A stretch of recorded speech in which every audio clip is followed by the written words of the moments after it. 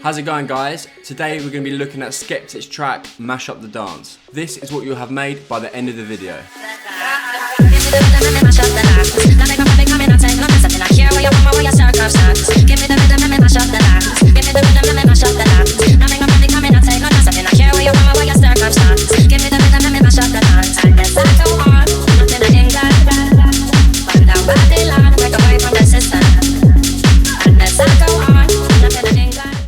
Great, so if you're not already familiar with the work of Skeptic, check out his SoundCloud. A few of his best songs include Sean Paul, Temperature Dub, Nia Archives, Mash Up the Dance, which we're covering today. And my personal favourite is his Willow dub. Here's a snippet, it's a fucking banger.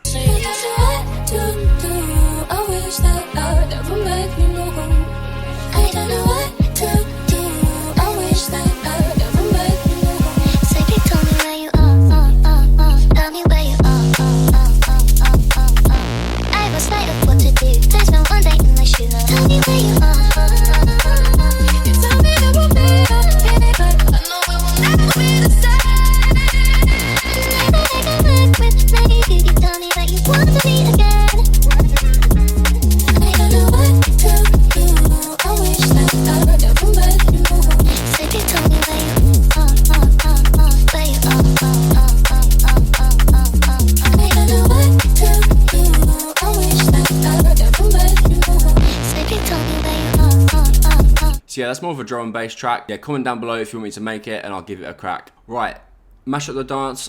Let's start with the bass. A lot of you are probably thinking, oh, he's just using the Korg M1. Well, actually, no, I'm using Serum. Great, so the sound is made in Serum. It's actually a preset from my UK Garage Volume 2 pack. You can get that from the link in the description. Great, so I'm gonna run you through it. So I'm gonna mute everything one by one.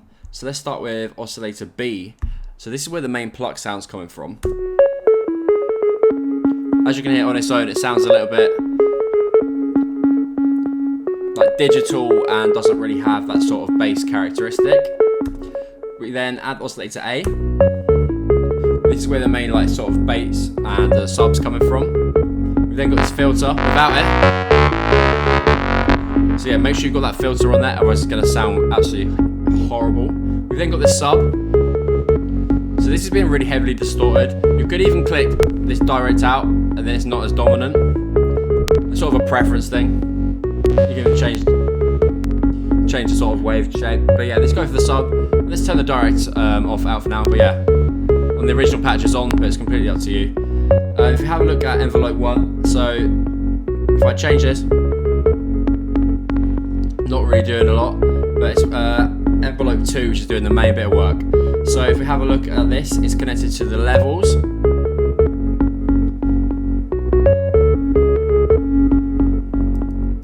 So yeah, the longer you make that, the longer the note's going to be. The shorter it is, the more plucky it's going to be. Great, and next we've got the effects. So this EQ is taking out any top end. Taking away that horrible digitalness that we don't want. Next we've got this delay, so it's just sort of adding some sort of movement. And we've got this compressor, which is making it louder. Then we've got this reverb, which is giving it a bit of space. And then lastly, this hyper, making it a bit wider in the headphones. Great, so now we've got the patch, I'm going to show you the effects. I've muted all the effects so far. Also, make sure the master volume is not too loud, as I think on the original preset it's all the way up. So yeah, turn it down a little bit. So yeah, if we have a look at the first effect, we've got this OTT. I'm going to play it on a loop, and I'm going to slowly add all the different elements. So, loop. So that's it, just the Serum with the OTT. So it's adding more high end and taking away some of the low end and sort of compressing it, both the top end and the low end, to make it sound a bit cleaner and more modern. Next we've got these EQ. So what we're doing here is creating more of a poppy sound, so it's got more of an attack, and then scooping out some of the low end. I did notice that on the original track there really isn't much low end, so you could take off even more low end than I have, but yeah, it sort of hurts me to take away too much low end. I do like a bit of warmth to my bass. But yeah, if we have a look at this, we've got this big scoop up here, so this big boost using a bell EQ. Again, if I take that off, it's a lot more dull. This really helps modernize it and also help it punch through the mix. We've then boosted it even more with a second EQ and taken that even more low end.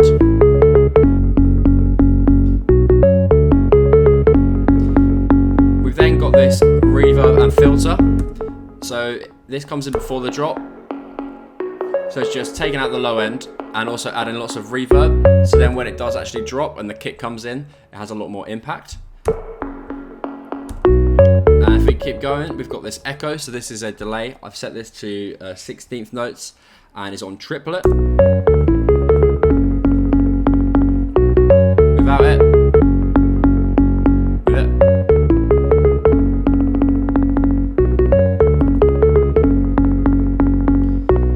So it just makes it a bit more bouncy and jumpy.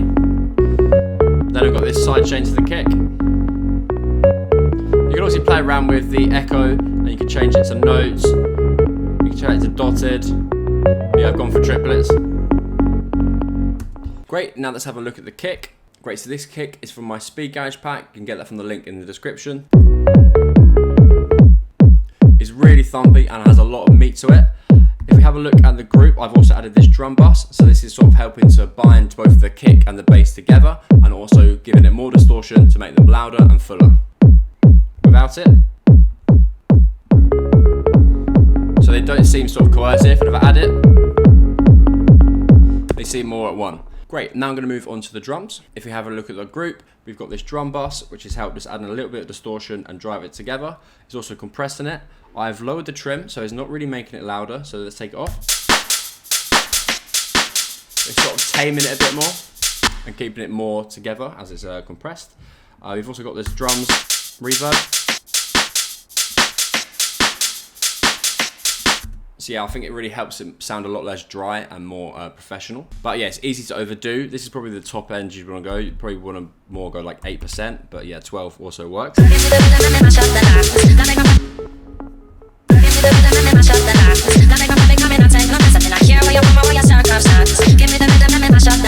Great, so if I have a look at all the individual drum layers, firstly, we've got this clap. Got no processing. And then we've got this snare on top. Again, no processing. Then we've got this hat. Once we've got the hat, we've layered it with another hat, just to make it a bit louder and fuller. Then we've got this offbeat. So this is on triplet code. If I have a zoom in, you can copy it. So yeah, make sure it's on triplet, otherwise it's not going to let you put it in the right place. So yeah, right click triplet. And then you can place it there, and then yeah, put one over here. You could also sort of put it like here. I think that usually works. But yeah, I liked it there. So yeah, that is just a rim shot from my pack. We then layered it with this shaker.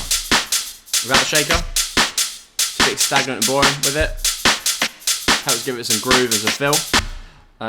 All the layers, so all the drum layers apart from the kick and the bass as well. The bass also has this.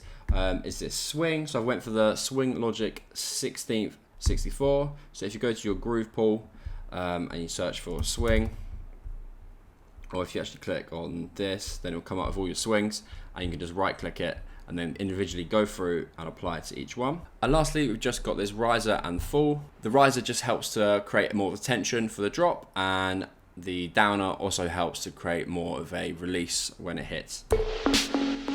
Without it, stale.